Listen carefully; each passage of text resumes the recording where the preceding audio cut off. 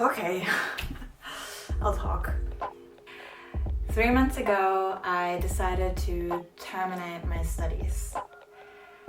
And this is one of those life decisions that everyone seems to have an opinion on.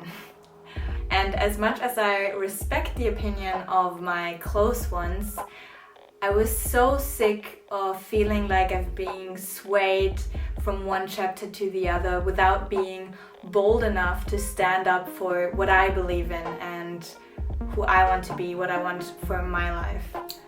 But before all of this, let's rewind to the beginning of 2020. When I was still living in Australia, I was in a relationship. We were living in this beautiful village in Victoria, and we didn't really notice the pandemic. We were just concerned with each other and we're spending a lot of time in nature. And I just finished my 1-year yoga teacher training. I had not a lot of money in my bank. I felt that a chapter was coming to an end, but I didn't quite know where to go. And then we visited this festival together and I did what I'm now calling dance therapy, and it came to my mind that I needed to drastically change a lot of things in my life.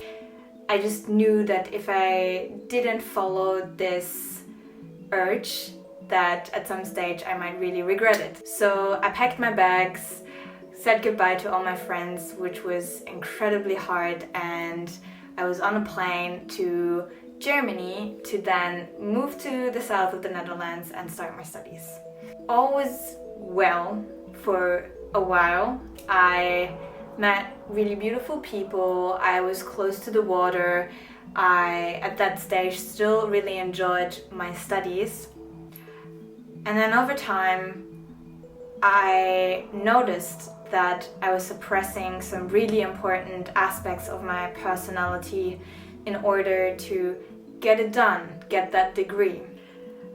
I don't know if you can resonate with this, but I've always been someone who wants to get the most out of life. I've always been so aware of how short life is, and as soon as I feel like something is not quite right, I change it. And that's why I've been living in so many places, and I want to be, experience, and do it all, which is then also causing a lot of anxiety for me because that's really not possible. But my time and my creative energy is so incredibly important to me that when I noticed that I'm spending it in the wrong place, it gave me sleepless nights for months. I was frustrated at the quality of education I was getting. I was sad about not having really deep relationships compared to what I used to have. And from when I got up in the morning to when I went to bed at night, there was no time spent to really follow my curiosity. In short, I was being unsatisfied, sad, and really just in the wrong place for me personally.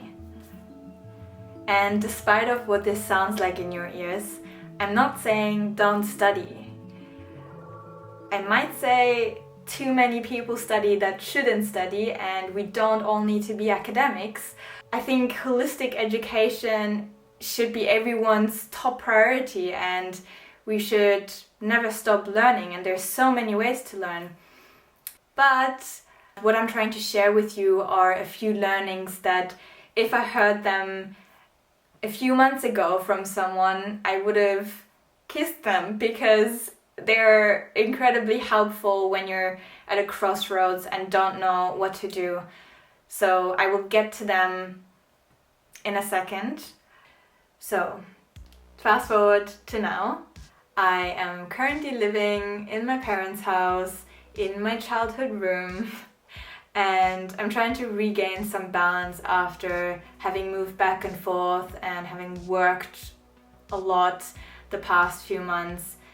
And even if this hurts my ego a little bit to be living here at the moment, I'm incredibly grateful that I can, because when I fall, I felt very light, and it allowed me to get my good habits back in order and to get out of this mental fight or flight mode and really to reflect on what the hell happened the past few months.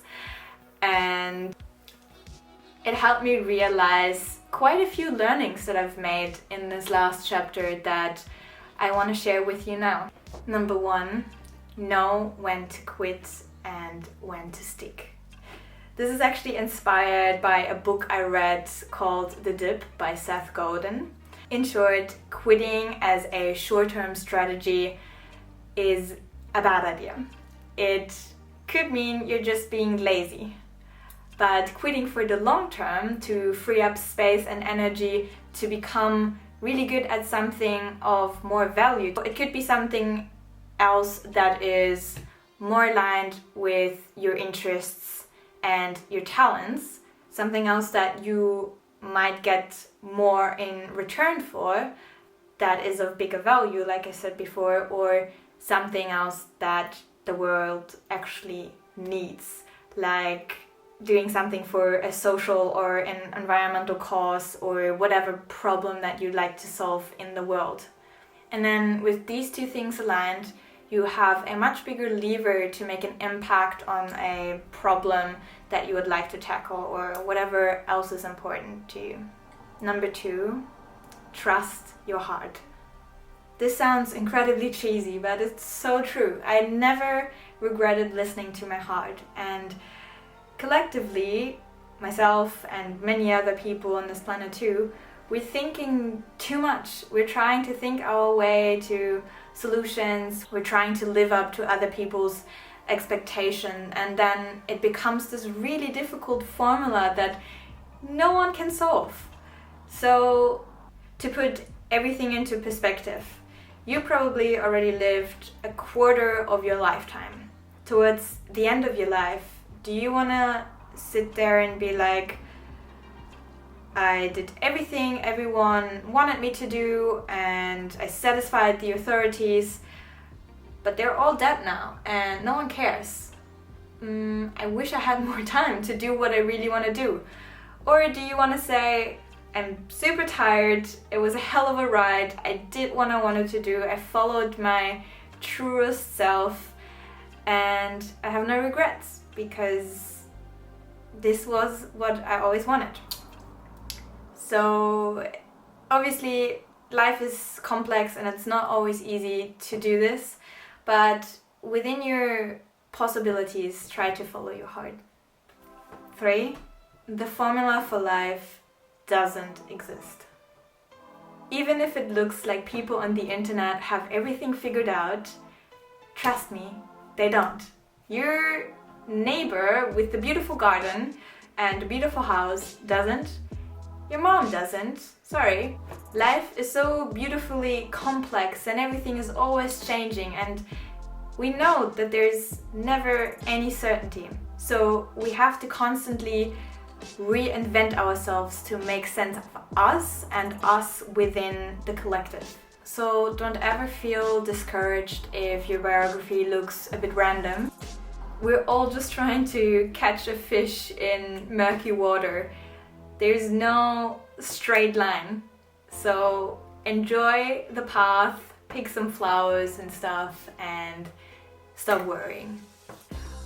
4, we are incapable of knowing what makes us happy.